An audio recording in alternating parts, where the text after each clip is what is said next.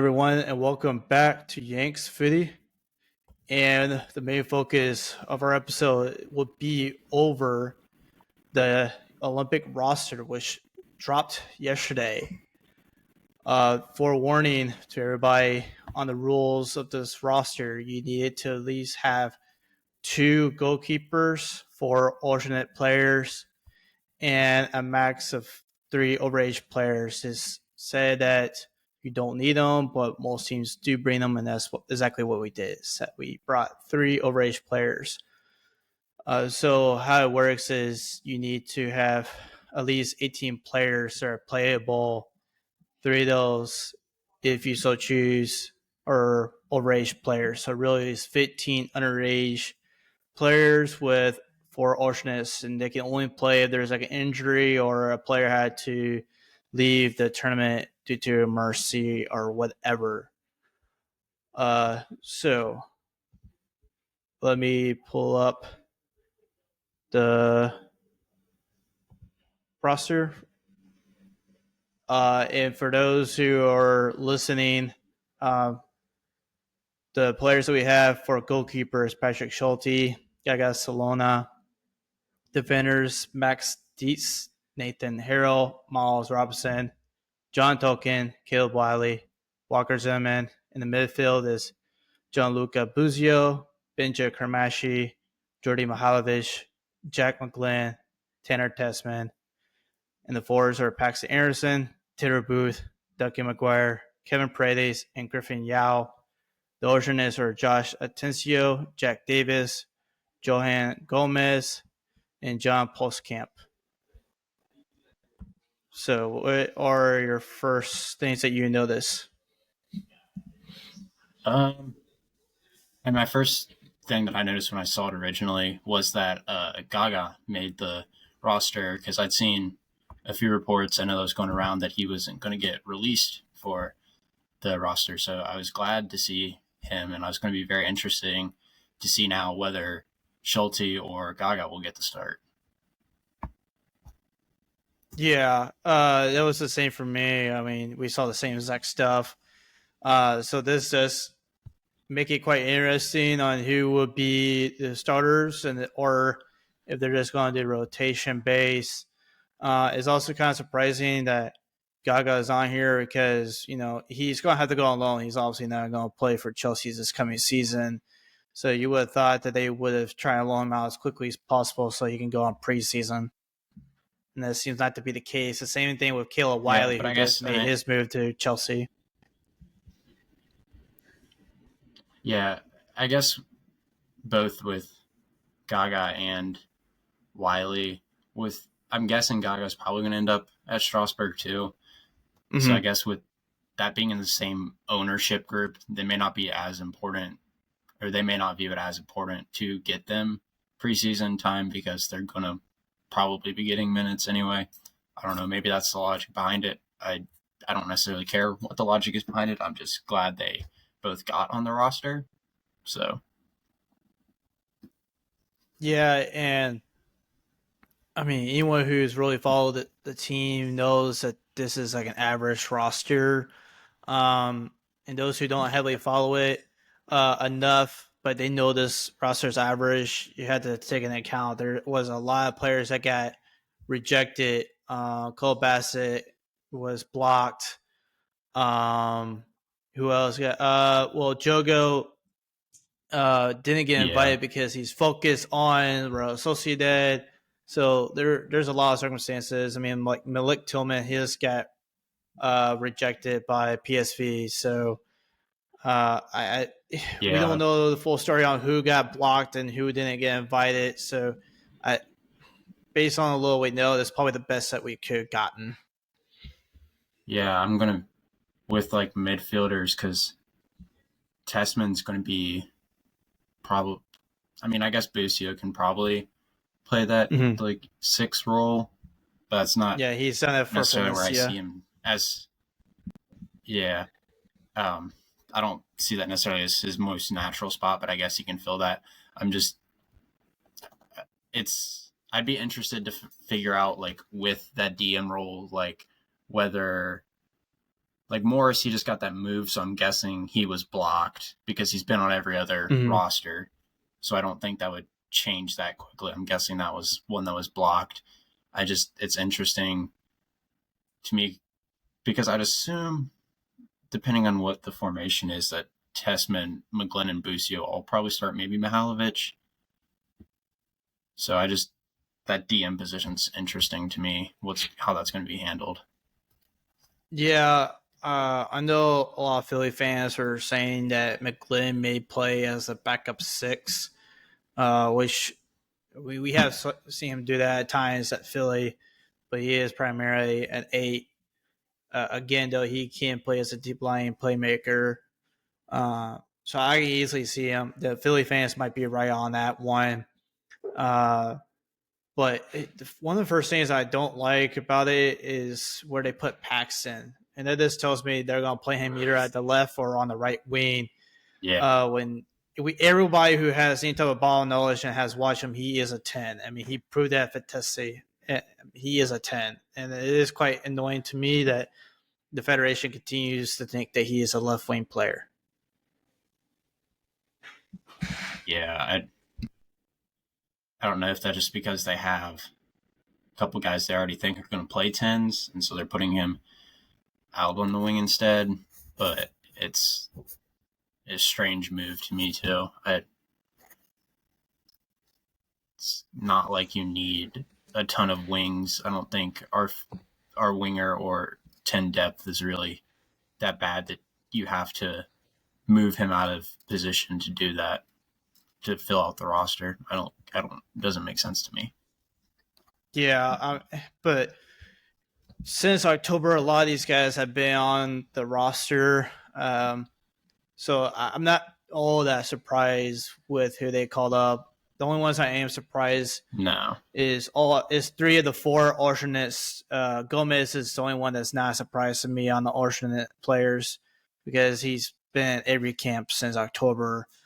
But to me, it's you don't realize it's an issue till you start thinking about who all got snubbed on this roster, and one of them being Diego Luna. And I've heard the arguments for those who say he shouldn't be on the roster or whatever. But I mean, what other little snubs do you think? I mean, just not having a real second striker. I mean, I don't have anyone necessarily particular in mind. I mean, I would have liked to see one of the overages be used on striker. But I mean, I guess you can consider that a snub.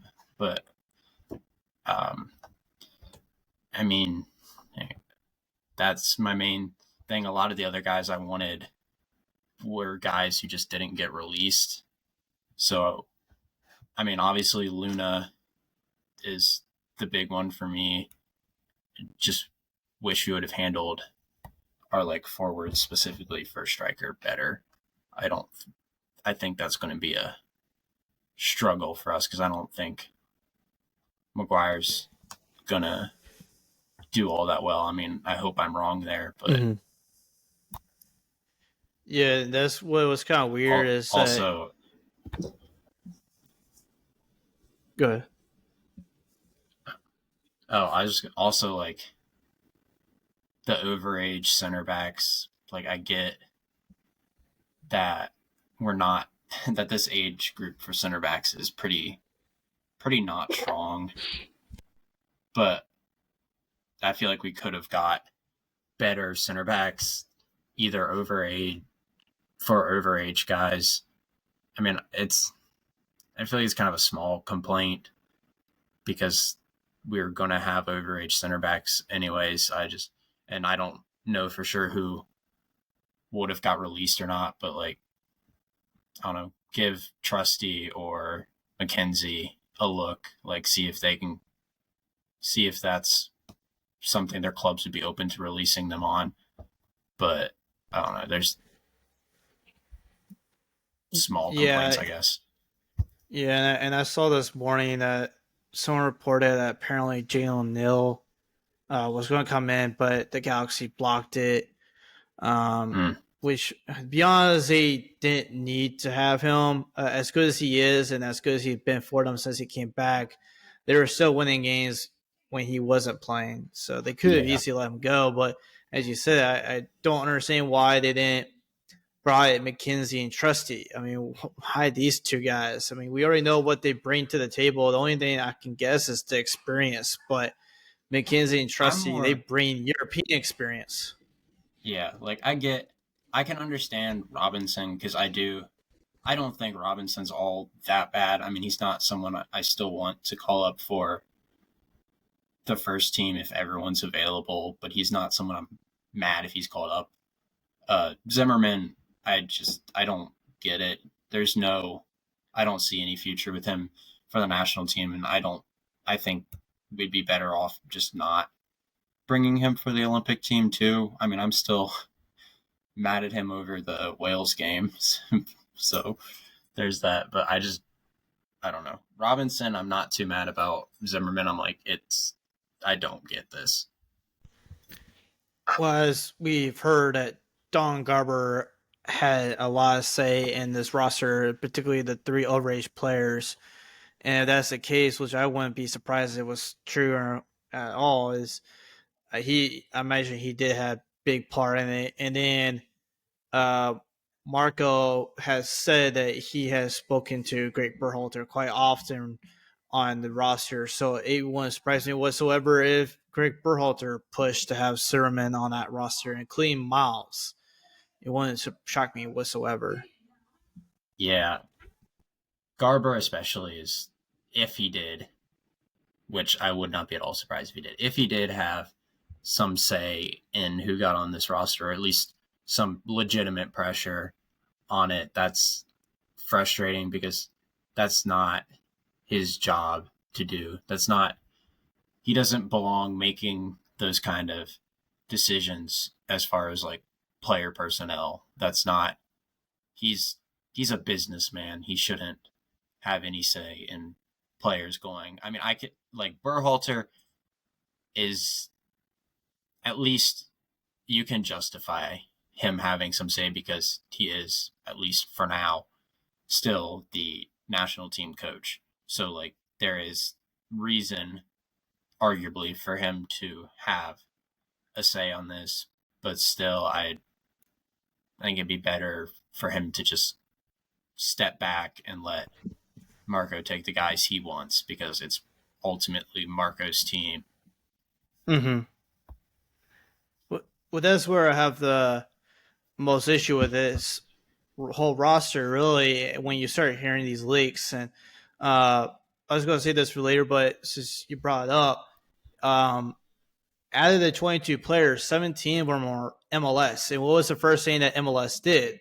They posted on Twitter and Instagram, oh, yeah, we have 17 players on the Olympic team. Don Garber jumped to the opportunity to do that. But again, why is the commissioner of MLS having something to say in the matter? It's the same thing. Like, why is he even on the USSF board? He shouldn't be involved in either one of them at all.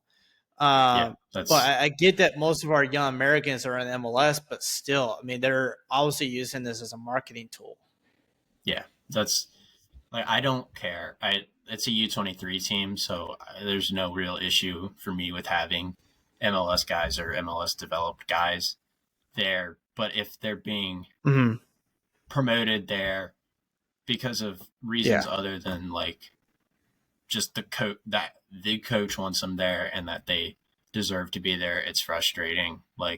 Mm-hmm. Um, I think I'd seen some rumors that Mihalovic was pushed by Garber to be there, and Mm-hmm. that makes to me like my issue. Like, yes, I want Luna called up, but my bigger issue is that Luna not being called up and Mihalovic being called up under pressure from Garber to be called up. Mm-hmm. That shows to me that's just a symptom of like a failure of the U.S. soccer system. Like, Yeah. that's not, And he was trying to push for Jordan Morris, too, apparently. yeah, like it's not. Luna himself not getting called up isn't a like thing where you need to be like up in arms over. I don't think. Like, yes, I do think he's definitely better than Mihailovic, but it's not like you're leaving off for comparison's sake. Like, it's not like you're leaving off Pulisic for Jordan Morris or something like that. Like, that's not what it. It's not that kind of skill gap in my opinion. Like, there is a skill gap there, but it's not a huge one. It's more of the issue of stuff like this keeps happening, where guys who are even just marginally more talented, who have more of a future, are being pushed to the side for guys who we already know what they bring. We already know what they can do because they're a bigger name in a league, and somebody Garber wants them there. That's the bigger issue here to me. Yeah, I mean, everyone knows with rational thinking that Mihailovic does not have a future on the first team whatsoever. Yeah. And people can say the same thing about Luna, but he still has a chance. I mean, he's not even. I don't think he's 21 yet, or he's just turned 21. Um, but again, this goes back to the fact of why, if so, why is Greg Berhalter having some type of involvement in Yeah, he's this? I 20. mean, he's Luna's 20. okay. So, I mean, he's still got plenty of time to develop, especially right now, Yeah. with his performance. But I mean, again, what I was saying, is a senior coach. He's not the U23 coach. That's Marco's job. It's not like Greg is attending all these practice. I thought he's attending any of the training sessions. So he doesn't know what they're doing. He just sees on what they're doing on TV. I mean, the one who probably knows these guys the best is Marco, not Greg Berhalter. But again, Yeah.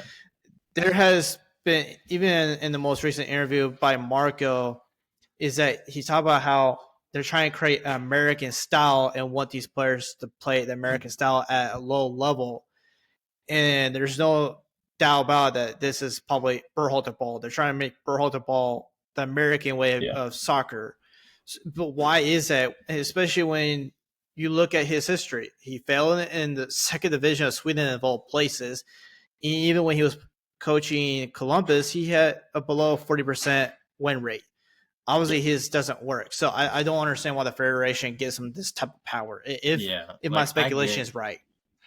I absolutely get wanting to have like a consistent style of play like throughout youth up to national team level, because I mean I've seen it work in clubs before. Like I've seen like with like I watch Columbus a ton, and their second team and their first team play very similar, and it's almost like a seamless integration between the two. So like I understand the merit of wanting to do that, but when you want to start doing that, especially under a coach who's under a ton of pressure and it's not sure he may even be there by the time the Olympics are done, it's just kind of it's a bad idea. Like I wouldn't mind if he's like, hey, maybe take a look at insert name player that he thinks you should take a look at, but he shouldn't be having like much more say than like suggesting like, hey, I think this guy could be good for you. Take a look at him. Like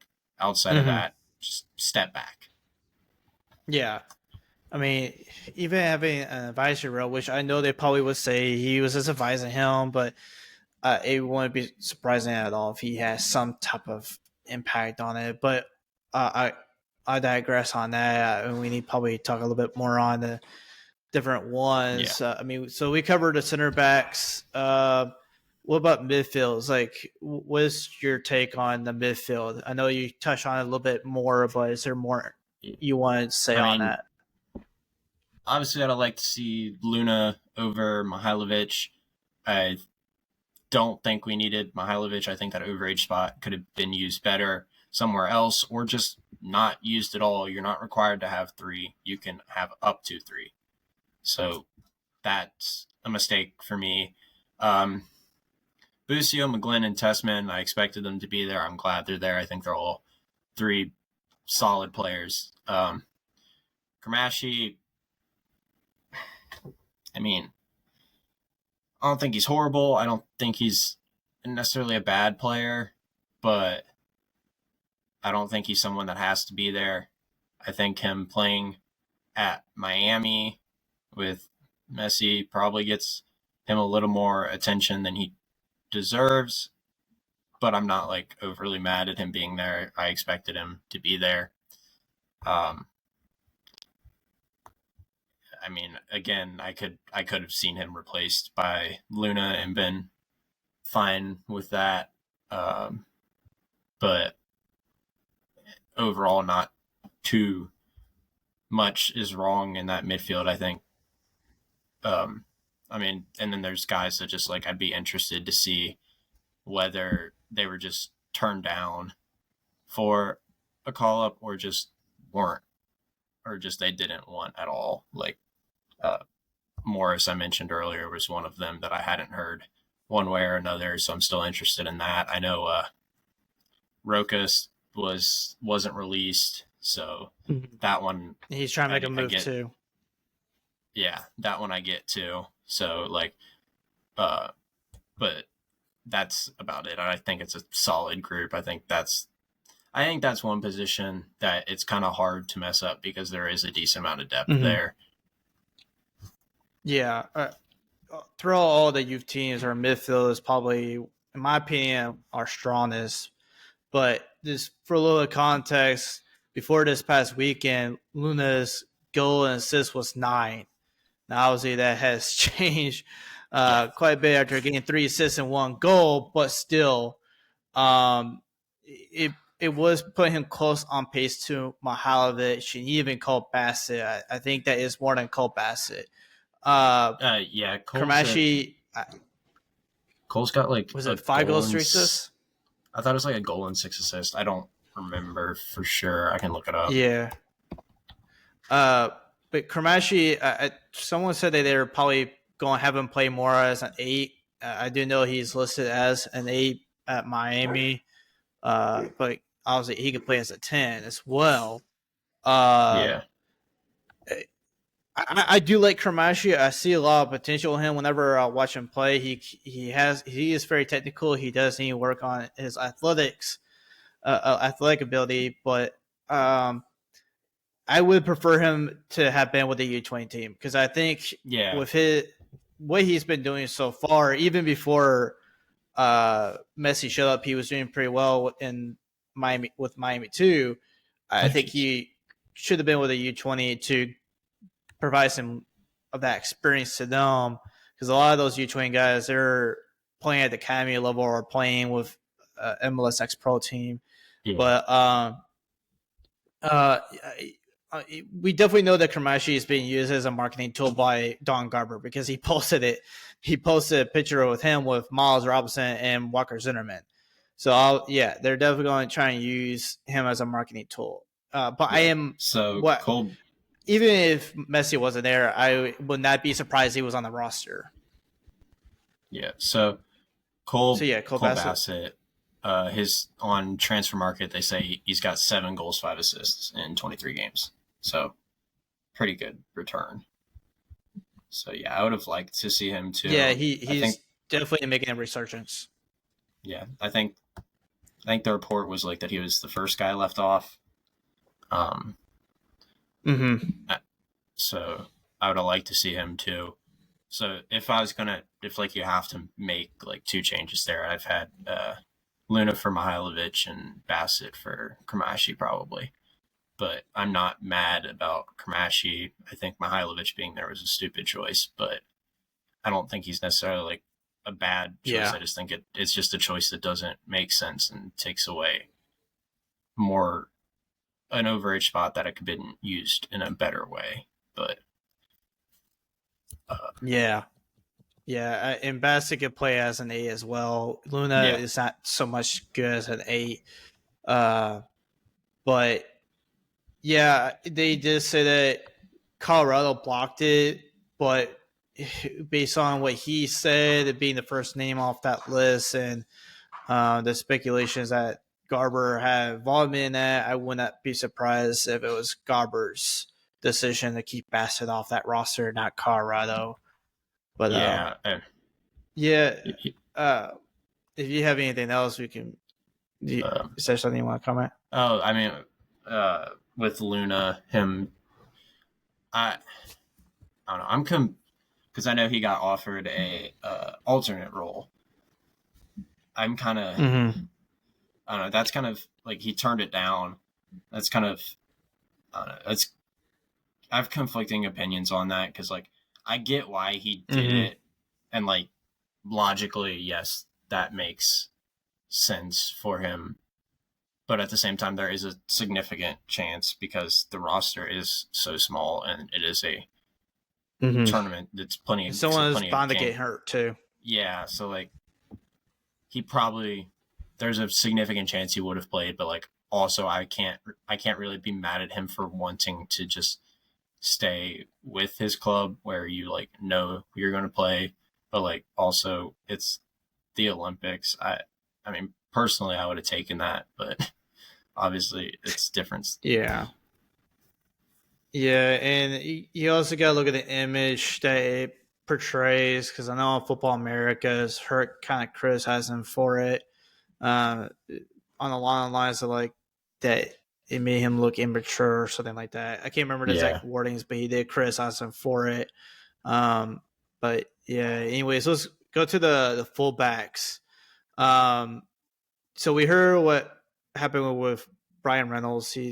Westerlo rejected his call up, which is kind of surprising, especially when they were allowing him to be called up all the way back to October. I mean, he's been every camp, I believe, since October.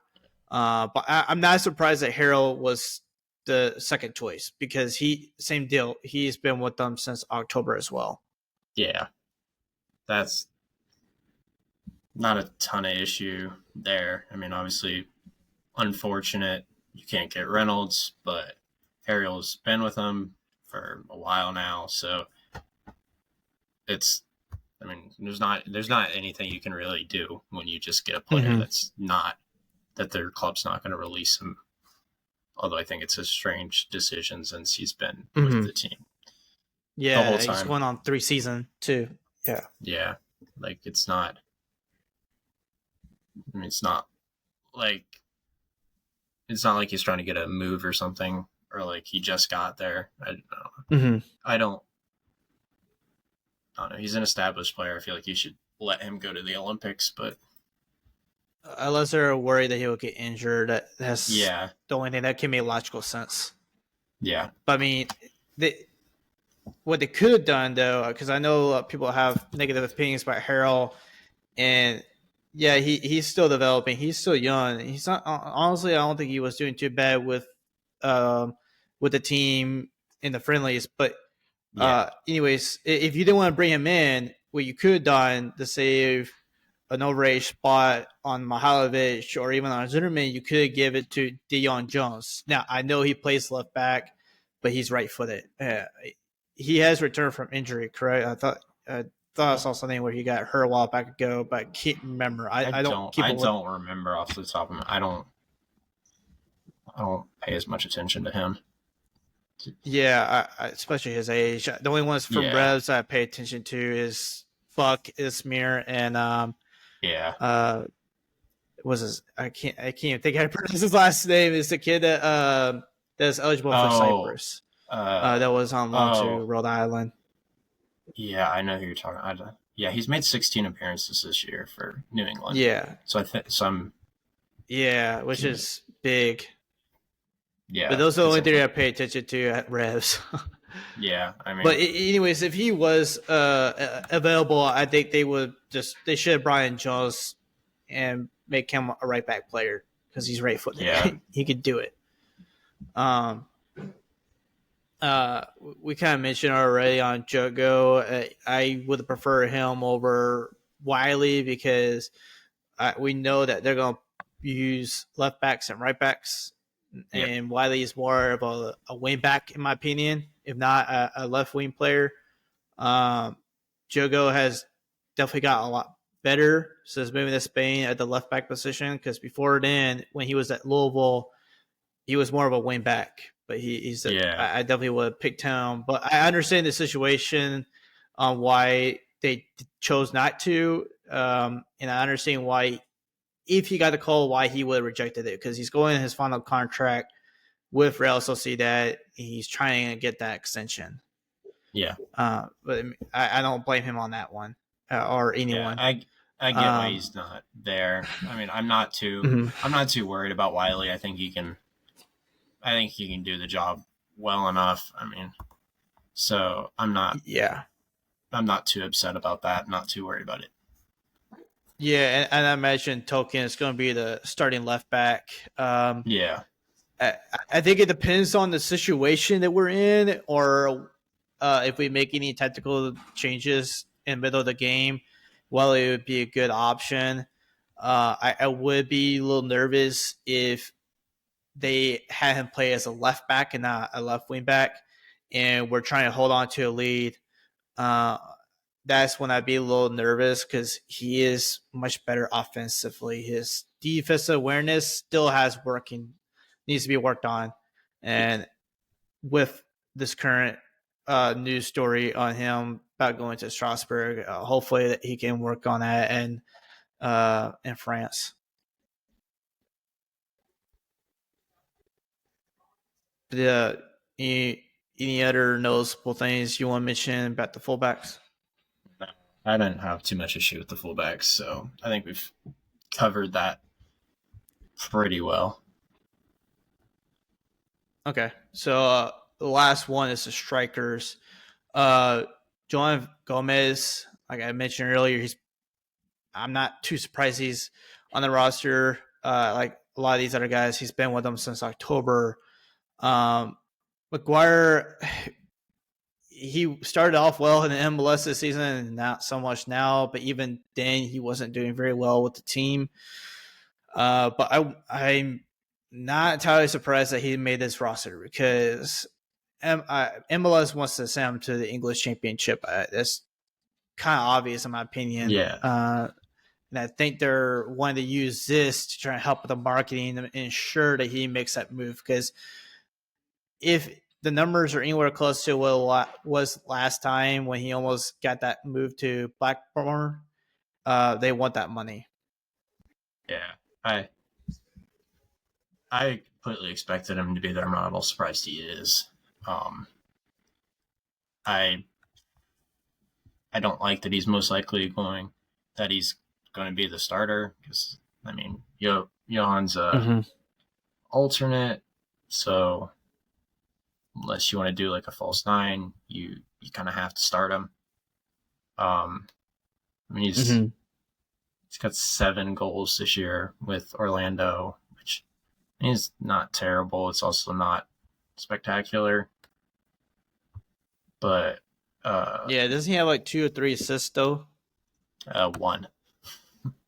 7 goals, 1 assist in 19 appearances, which not spectacular. It's definitely not compared to what last was. Yeah, I wonder if he's not, as some people like to say, player doing it intentionally to help with decreasing their value to go somewhere else. Who knows? Yeah, I mean, maybe, but I don't know. He does not inspire much confidence for me, both from just when I've watched. I mean, he looks better in MLS, but but even then, his goal return's not that good. At least not this year. It's not, and his play with the Olympic team, I've watched him, is just not very good.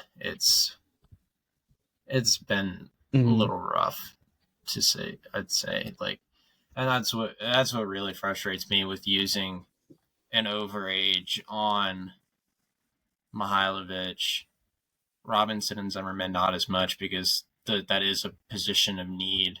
I just think there could have been upgrades there, but like Mihailovic is just, we don't need an overage attacking an overage midfielder, 8 or 10, whatever they're going to use him as. We don't need it. It's just not necessary. And then when you're now going into camp with one striker can play, and one that maybe can play because alternate.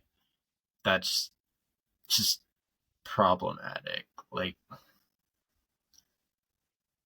I I mean, why do why do you not use an overage there, or just why do you not just call up a second striker? Like, it's like I know Cade Cowell. I mean, he's not great either, but I mean, at least then you have a second striker, and you're not completely reliant on Maguire to not suck, pretty much, to like have a good yeah, tournament. You have an option. Like if he is sucking, not having a good tournament, you have someone else to turn to. But now you're just, unless you want to play one of the other forwards as a striker, you're kind of just stuck, and that's my big issue with it. yeah. I mean, Kid Cal, his invitation was declined by Chivas.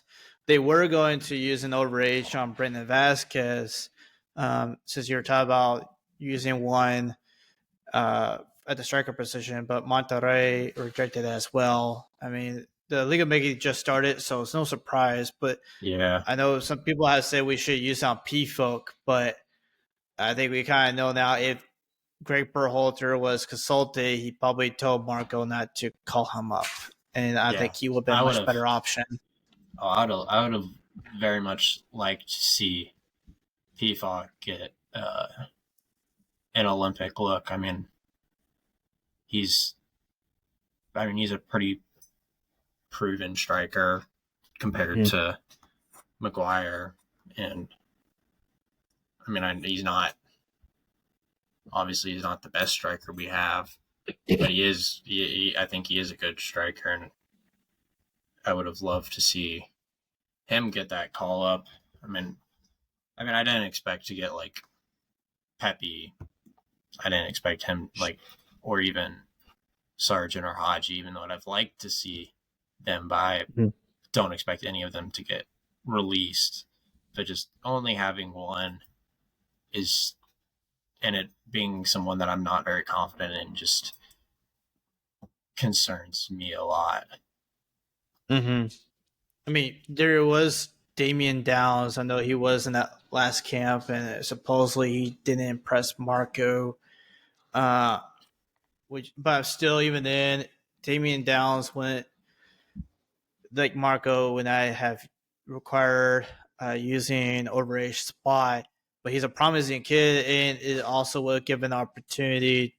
No, actually, no. I don't think this would have capped him because it's not a sanctioned tournament. Now that I think No, I about it, don't. but Yeah, I'm pretty sure even then, Olympics. he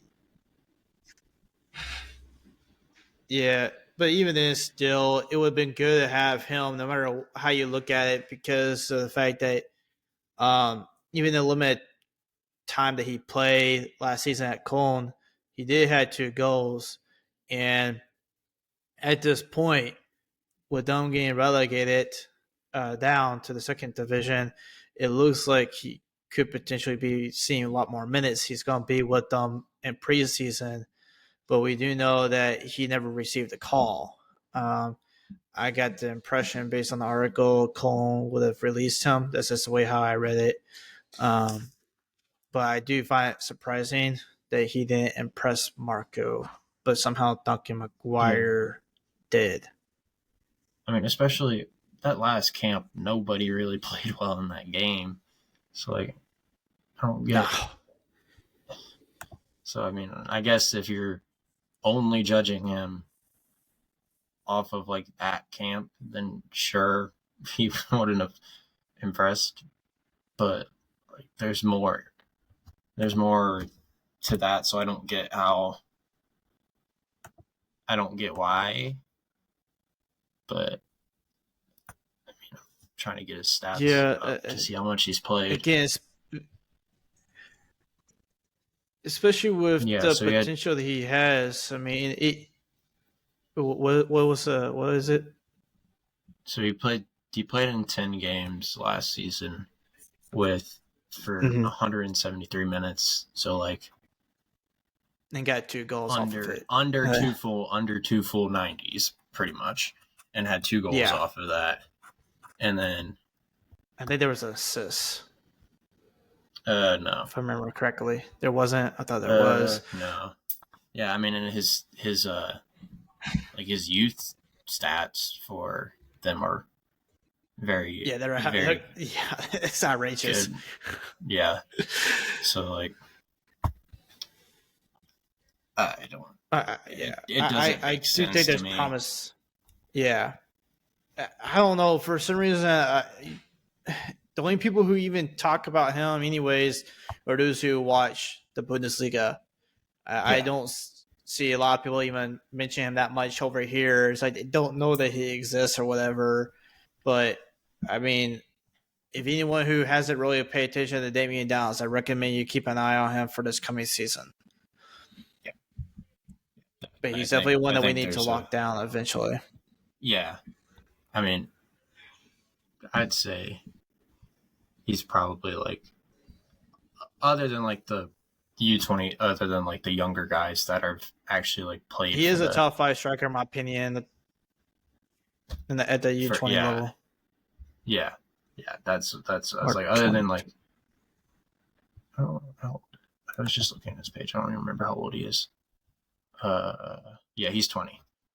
So. Yeah. He's because for me it's him, K-Roll, Neri, and Sobrano. It's those 4 that I can't think on the top of my head at the U20 level that are worth noting at the striker position. Yeah, I mean, there's not a ton of them from what I've seen and heard about, but him and K-Roll really interest me.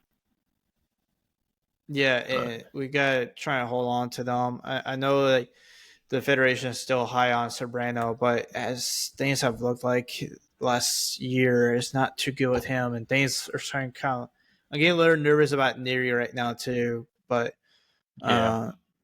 this is also kind of a problem that I have with the Federation too, is that they like someone like Downs who's just relatively new. They're like, oh, we'll take a look at him, but we got this guy right here that we've been committed to for a while. I get loyalty, but if something new and better comes by, you need to grab it. Yeah, that's something that frustrates me. Is like this unwillingness to experiment. Like you have a player who seems like he's going to be a good player, but you'll give him one camp or one cap, and then if he doesn't blow them away like completely, they just kind of seem to just ignore him until he like forces the issue by continued good play, and that that's frustrating. And we see that all the time at the youth level. CJ Olney is another example of it as well, where he got invited, didn't impress so much, and it took a long time, more time than it should, to impress him once again to get another invite. Yep.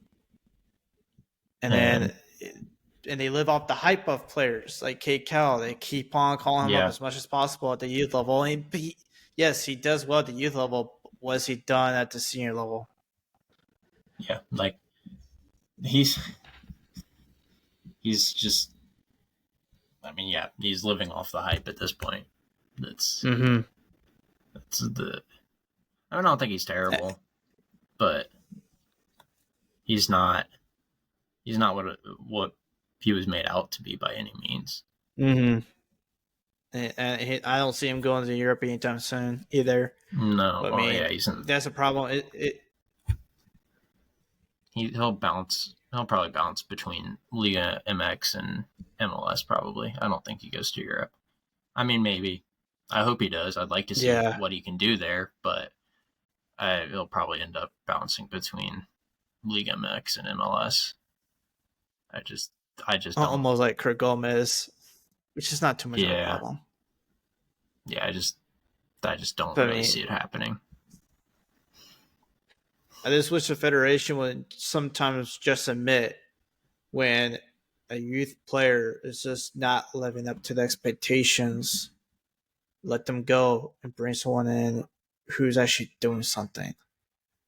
It's the Yeah, same. Going back to the whole Diego Luna stuff again.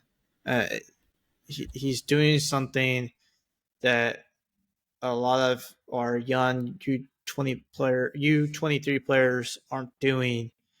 Yeah, you can make the argument is MLS, or you can make the argument he's not going to be a world beater. It doesn't matter. I mean, he is better than Mihailovic in my opinion, or within a year he will be. It doesn't matter. But I mean, you bring yeah, in Paxton still because he has the potential, but he is another one I'm getting a little nervous about.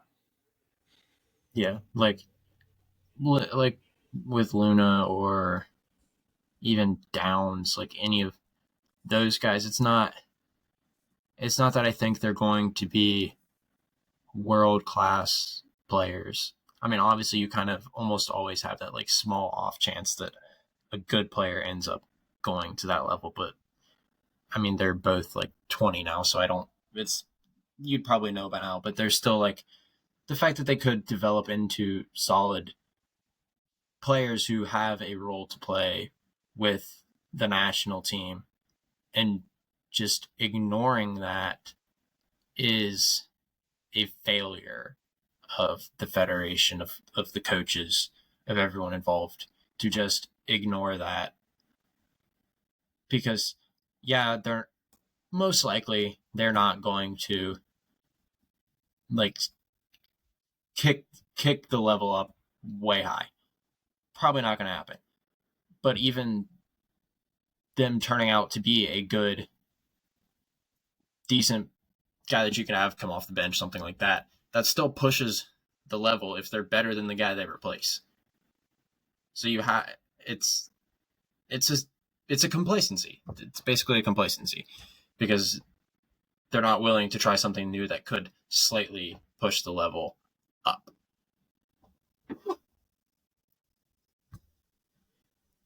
Yeah, it's still different than that Jimmy O guy that we see sometimes on Twitter saying that Joe goes 21 and he hasn't played in the top five league.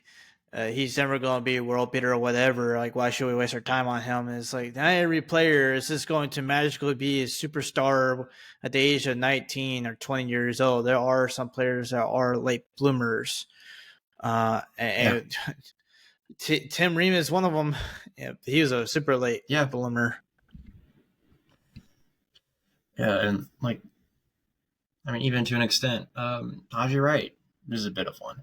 Like it can happen. Like writing off entirely players who are 20, 21, 22, 22, whatever, like in that group, entirely writing off that guys who've shown promise is just it's silly. It's bad policy. It's a way that you end up missing a player or losing a player who could turn out to be a good player to another federation if they're doing that, which with the US being the way it is, a lot of players are dual nationals. Yeah, and we all say how a player reaches their prime when they're 25. So why are we rushing off to write guys off at even 20 years old? Like, give us some time. Let them see what Yeah. happens. I'll keep on bringing up Josh Weiner as an example just because uh, I talked to a source who's close to him, and then being a Louisville fan, I know what's going on. A good amount is he's only 19, and there's Yeah. already people saying, "Oh, things aren't going well, so we need to write him off already." Like, or even when he made the move to Benfica in the first place, someone says if he doesn't make it on the Benfica A team within a year, we gotta start worrying. It's like even Ruben Diaz made the move to Benfica at 18, and it took 3 years for him to make it into the Benfica A team, and now look at him. He's a top five center back in the world. Just give it Yeah. time. And again, like with him, he had been injured since October. He had surgery that took him out for the rest of the season, and because people don't properly track that stuff, they're like, "Oh, well, he failed or whatever." But if you talk to even the fans of those clubs, like for his example again, they rate him highly. The biggest fan account for Benfica rates him very highly. I think we need to pay attention more to what fans at the club level says. I think that's Yeah, another problem, good or bad.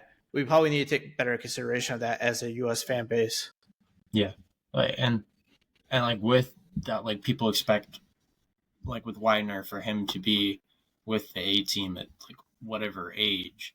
Like not development isn't always like some linear process. Like Mm-hmm. you're not gonna Especially at have center back. not every yeah, and like not everybody is going to be Pulisic playing for Dortmund at 16.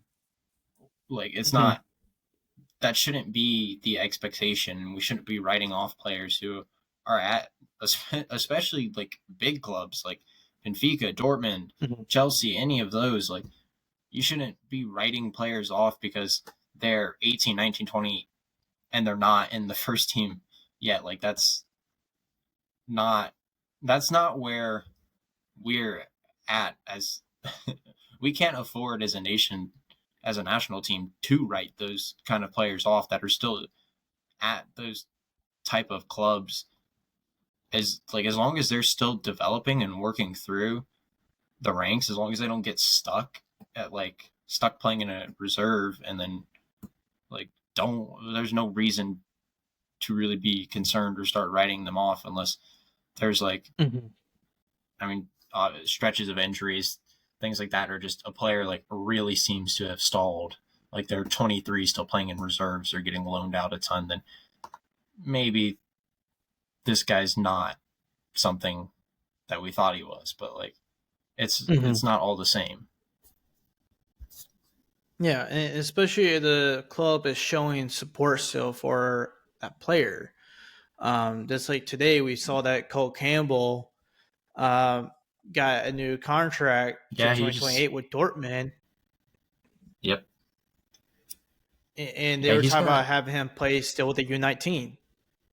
yeah, he's got But what? he's going to be doing preseason with the first team.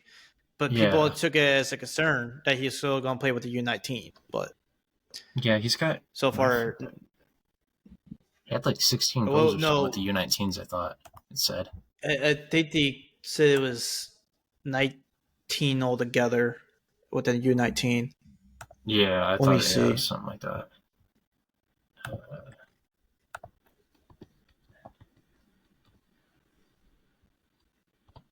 But to get it. So 18 goals and 19 assists in 52 matches with Yeah, that's what I Dortmund's thought. U19 Yeah. team. Yeah. So I mean he's doing well. He's doing very well. I mean youth there's pretty good Yeah. usually, so Yeah. I mean, it'd be better if he was playing with the second team, but if he's doing preseason with the first team, I I will bet money on that he probably will make the bench at some point for Dortmund's first team. I yeah. imagine so. So Yeah, don't I would stress about the fact guess. that he's still going to be playing with the U19. Yeah. Um But yeah, I know that we're talking about these type of topics because we've seen what some people have been saying the past couple of days. Have been yeah. wanting to write off players, I guess, snap at the finger. So Yeah. those who are watching and wondering why we're bringing it up, that's why. Because Yeah. it's, in my opinion, it's kind of irritating that you want to write off players after just one bad season or whatever. Like stuff with Gio saying that, well, we need to write him off because he was doing Yeah. bad with not Forest or wasn't getting the praying time. But I mean, okay, then explain why was it Century, the Brazilian kid, going complete blank on how his name goes. Never got to play with Nas Forest. Goes to France and kills it, Oh playing in the first gosh. division in France. So The Chelsea player, to yeah. Andre or Andre, something like that. Yeah, Andre Santo Entry or something like that. yeah. I should know this because I probably um, sound stupid, can't remember. but yeah, I mean, if he ran into the Santos ran into that issue, yeah, not Andre Santos. Forrest, should Yep. it so, does it really come to a surprise that Gio or anyone else runs into the same issue? It shouldn't. So Yeah. it wouldn't be immediately saying just because he didn't crack it, not Forrest, we should write him off, or tell him that he should be playing in a top 5 league. When Andre Santos had the same predicament, and he is highly Yeah. rated in Brazil. So just relax, give it some time, Yeah. be patient. But you have any closing arguments? Uh, oh, Pulse Camp at the alternate goalie was, I don't know. That's a Oh, post weird. camp, yeah, I completely Yeah, forgot about him. Yeah, so he that was a did weird attend a pick. camp, or yeah, it really was. Honestly, it shouldn't come shock to me, but it did because he. The reason why I say that is because he was in at least 1 or 2 camps, but I watched the one game he played in it, and it wasn't. I don't know why they couldn't bring. Well, I'm trying to think who they could brought with them. I mean, I don't know. There could have Salentano. I been a mean, better option. Salentano's still 23, so he could have went. So I don't know if apparently, since. based on his birthday, he couldn't. He'd be an overage player. Someone said Yeah. Let me see. his is weird. I think he was off by like a month or something like that. Of course, it doesn't tell me. Um, Yeah, who because it else says he he's could have 23, brought? but I think because this is so weird. I mean, his birthday's not till September, so he's I still can't remember on the top of technically. my head. Um, I mean, there's. He'd be eligible, but apparently he's not. I don't understand it.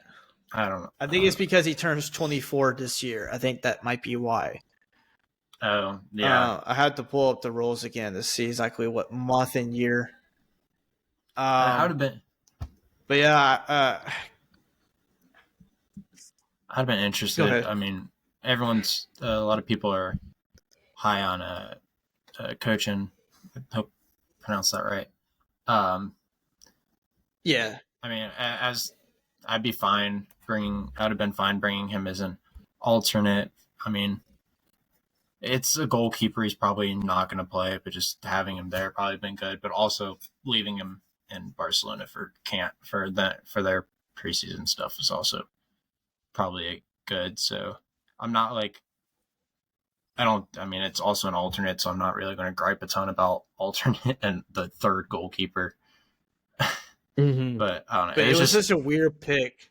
yeah, it was just a name I didn't expect to see. Like Same thing with Jack Davis. I mean, yeah, I guess those who really follow MLS know who he is. I don't know a whole lot about him. I honestly yeah. I don't pay don't. attention to Kansas City since Buzio left. But on Diego though, I would much rather see him with the U20. I would expect that's the situation, but he's supposed to be Yeah, with Benfica's first team during preseason, so he probably wouldn't, and that still keeps us from being able to cap tie him. yeah. Which I mean, but yeah. Other than that, I didn't really have anything. I was just thought that was an interesting pick. Yeah. Uh, Maybe it'd be Gavin Beavers for the U20. We'll have to see. Yeah, That tournament starts on the 18th. The CONCACAF U20 championship begins on the 18th. Everybody, I believe it's Mexico who's hosting, and that will also serve as a qualifier for the World Cup as long as you make it to the semifinals. So I imagine we'll yeah, have our takes on that once the roster drops. Uh, I am kind of excited about that one just because some of the players in that U20 they're a much better team than this U23 team. yeah. That U20 team I've But been a little more impressed by. yeah. But yeah. Thanks for joining us, and we'll see you all next time.